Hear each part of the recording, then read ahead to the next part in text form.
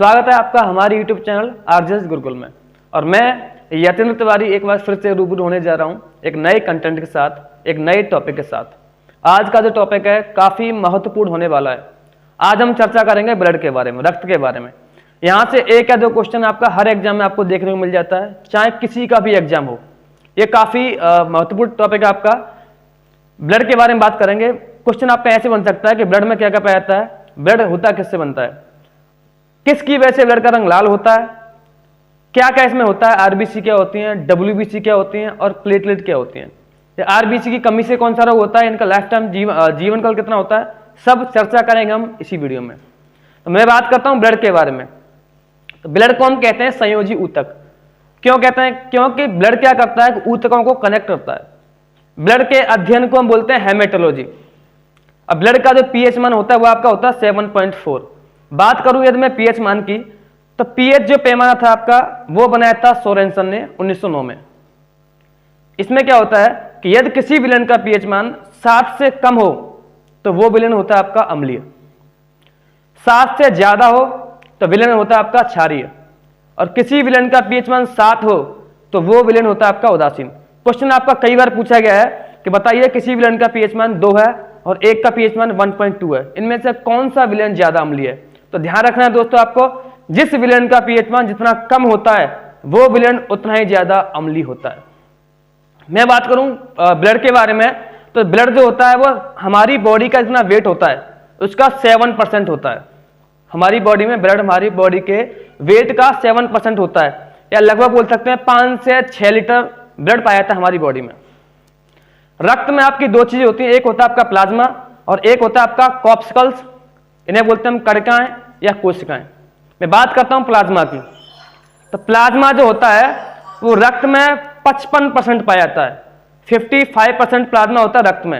अब प्लाज्मा आपका liquid form में पाया जाता है, यानी द्रव अवस्था में पाया जाता है प्लाज्मा। प्लाज्मा का जो रंग होता है वो आपका पीला होता है, येलो।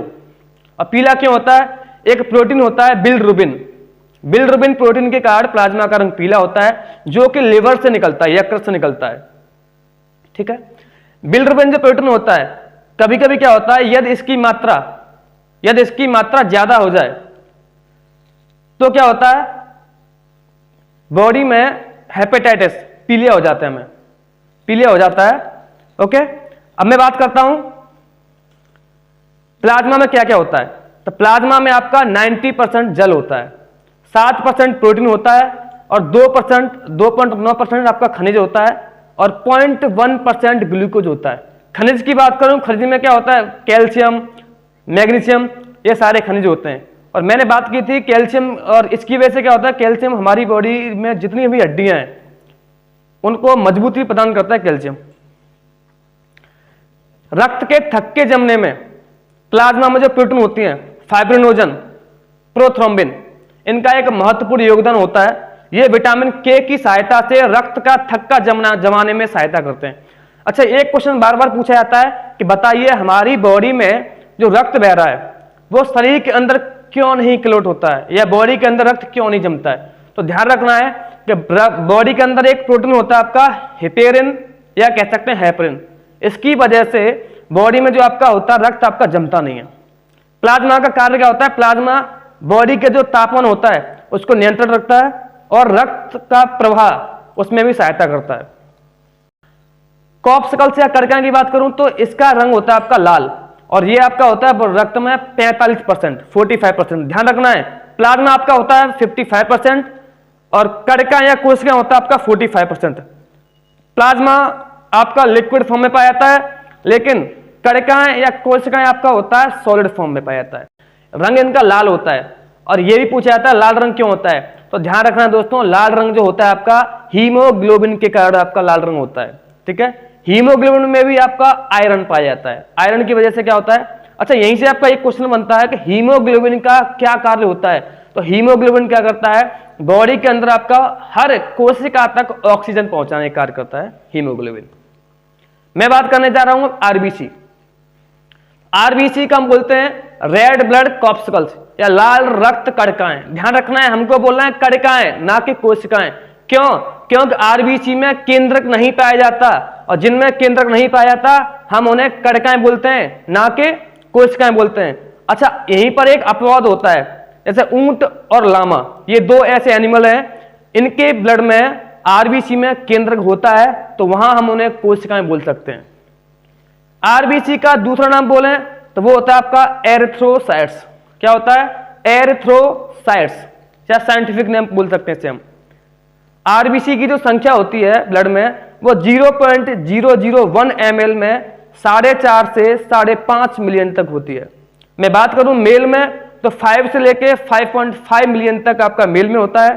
फीमेल में 4.5 से 5 मिलियन तक इनकी संख्या होती है फीमेल में।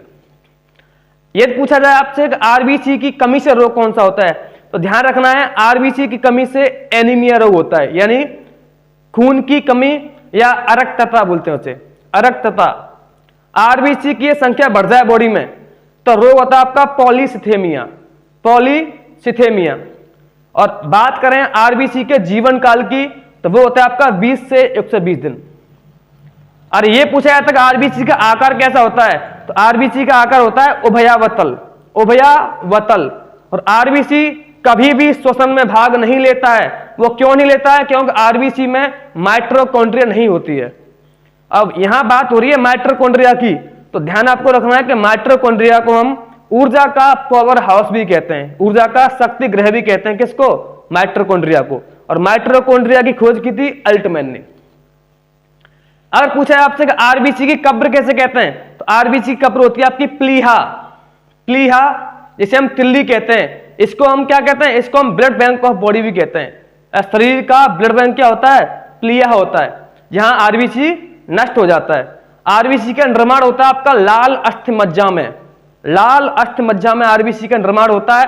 अगर बात करें भ्रूण में, बात करें भ्रूण में, तो भ्रूण में आरबीसी का निर्माण यकृत में होता है और यकृत में ही आरबीसी खत्म हो जाती है। अब मैं बात करने जा रहा हूं डब्ल्यूबीसी की। तो डब्ल्यूबीसी को बोलते हैं हम व्हाइट ब्लड सेल, श्वेत रक्त कोशिकाएं। इसको हम कोशिकाएं इसलिए कह रहे हैं क्योंकि इनमें केंद्रक पाया जाता है। डब्ल्यूबीसी का जो दूसरा नाम होता है वो आपका होता है ल्यूकोसाइट, ल्यूकोसाइट। और जहां कहीं भी ल्यूको वर्ड मिल जाए आपको समझ लो कि डब्ल्यूबीसी की बात की जा रही है। डब्ल्यूबीसी का जो निर्माण होता है वो होता है आपका अस्थिमज्जा में, वो होता है आपका अस्थिमज्जा में। और डब्ल्यूबीसी की जो संख्या होती है बॉडी में वो आपकी होती है 4000 से 11000 तक, 4000 से 11000 तक। तो बोल सकते हैं कि डब्ल्यूबीसी की संख्या 0.001 ml में 4000 से लेकर 11000 तक होती है। और बात करूं कि डब्ल्यूबीसी की कमी से रोग कौन सा होता है, तो ध्यान रखना है डब्ल्यूबीसी की कमी से ल्यूकोपेनिया, ल्यूकोपेनिया रोग होता है। और डब्ल्यूबीसी की संख्या बॉडी में बढ़ जाए तो वहां होता है ल्यूकोमिया, जिसको हम कहते हैं ब्लड कैंसर। क्या होता है? ल्यूकोमिया, जिसको हम ब्लड कैंसर भी कहते हैं। तो मैंने अभी कहा था कि जहां पर भी ल्यूको वर्ड मिल जाए, ल्यूको शब्द आपको दिखे, समझ लो कि डब्ल्यूबीसी की बात हो रही है। मैंने बताया था कि डब्ल्यूबीसी का निर्माण होता है आपका अस्थिमज्जा में। और डब्ल्यूबीसी का कब्रिस्तान किसे कहते हैं, तो वो होता है आपका यकृत। और डब्ल्यूबीसी का कब्रिस्तान यकृत होता है, लेकिन इसका विनाश होता है आपका रक्त में। ठीक है, रक्त में क्या होता है? डिस्ट्रॉय हो जाता है। ठीक है, कब्रिस्तान और विनाश में अंतर यह है कि कब्रिस्तान में क्या होगा, डब्ल्यूबीसी खत्म हो जाती है, लेकिन पूरी तरह से बर्बाद डिस्ट्रॉय कहां होंगी, वो आपकी रक्त में होती है। डब्ल्यूबीसी का आकार की बात की जाए तो इसका आकार होता है अनियमित आकार, यानी अमीबा के आकार की तरह होता है। और डब्ल्यूबीसी का मेन काम जो होता है, हमारी बॉडी में प्रतिरोधक क्षमता, यानी जो हमारी इम्यूनिटी पावर होती है वो डब्ल्यूबीसी की वजह से अच्छी होती है। यदि हमारी, जिससे क्या होता है, जिससे रोगों से लड़ने में हेल्प मिलती है। यदि हमारे अंदर डब्ल्यूबीसी की संख्या अच्छी है तो कोई भी रोग हम पर ज्यादा जल्दी हावी नहीं हो पाएगा। डब्ल्यूबीसी मेन 5 टाइप की होती हैं। पहली आपकी होती है मोनोसाइट, लिम्फोसाइट, इओसिनोफिल, बेसोफिल और न्यूट्रोफिल। तो यहां क्वेश्चन आपसे यह पूछा जाता है कि बताइए इनमें से डब्ल्यूबीसी में सबसे ज्यादा क्या होता है, तो वो होता है आपका न्यूट्रोफिल। न्यूट्रोफिल डब्ल्यूबीसी में 60 से 70% तक होता है। और सबसे कम तो बेसोफिल होता है, 0.5 से 2% तक आपका बेसोफिल होता है। मैं बात करने जा रहा हूं प्लेटलेट की। तो प्लेटलेट में क्या होता है, प्लेटलेट को हम बिम्बाणु कहते हैं, बिम्बाणु। और इसका दूसरा नाम पूछा जाए तो वो आपका होता है थ्रोम्बोसाइट। क्या होता है? थ्रोम्बोसाइट। और प्लेटलेट्स को भी हम कणिकाएं बोलते हैं, क्योंकि इसमें भी केंद्रक नहीं होता है। तो मैंने अभी बताया था कि जिसमें केंद्रक नहीं होता है उसे हम कोशिका नहीं कह सकते। प्लेटलेट की जो संख्या होती है वो 0.001 ml रक्त में 1.5 से 4.5 लाख तक की होती है। बात की जाए कि प्लेटलेट की कमी से रोग कौन सा होता है, तो वो होता है आपका हेमरेज या रक्तस्राव। हेमरेज या रक्तस्राव। यदि बॉडी में प्लेटलेट की संख्या बढ़ जाए तब आपका रोग होता है थ्रोम्बोसिस या घनास्त्रता, जिसमें आपको ऐसा लगेगा बॉडी में चुकुटी सी बोलते हैं वो कट रही होंगी। जैसे कभी आपने देखा होगा, हम ऐसे काट लेते हैं तो आपका जो स्किन होगी वो फूल सी जाती है, तो उसे बोलते हैं घनास्त्रता। बात की जाए प्लेटलेट का जीवन काल कितना होता है, तो वो होता है आपका 1 सप्ताह। यानी प्लेटलेट जो होती है 1 सप्ताह के अंदर खत्म हो जाती है। प्लेटलेट का निर्माण आरबीसी की तरह ही होता है अस्थिमज्जा में, और प्लेटलेट का जो कब्र होता है वो भी आरबीसी की तरह ही होता है प्लीहा में। अगर आपसे बात की जाए कि बताइए आरबीसी, डब्ल्यूबीसी और प्लेटलेट इनका रेशियो क्या है, इनका अनुपात क्या है, तो ध्यान रखना है आपको 600:1:40 या 600:1:40। यानी हम कह सकते हैं कि 600 आरबीसी है तब 1 डब्ल्यूबीसी होगी और 40 प्लेटलेट होंगी। आशा करता हूँ ये जानकारी आपको समझ में आई होगी।